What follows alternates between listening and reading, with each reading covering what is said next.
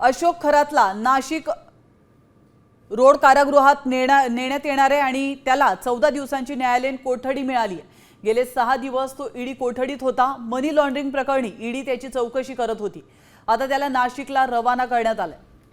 आपण पाहतोय या क्षणाची अतिशय महत्त्वाची अपडेट। अशोक खरातला नाशिक रोड कारागृहात नेणार असल्याची माहिती समोर येते। त्याला 14 दिवसांची न्यायालयीन कोठडी मिळाली आहे।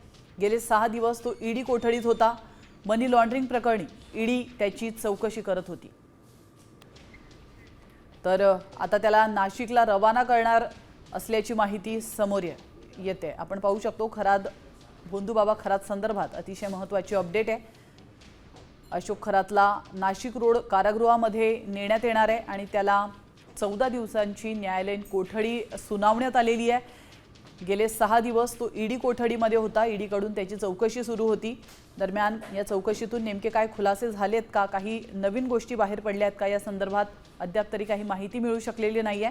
मात्र मनी लॉन्ड्रिंग प्रकरणी ईडी त्याची चौकशी करत होती आणि आता त्याला नाशिकला रवाना करणार आहेत।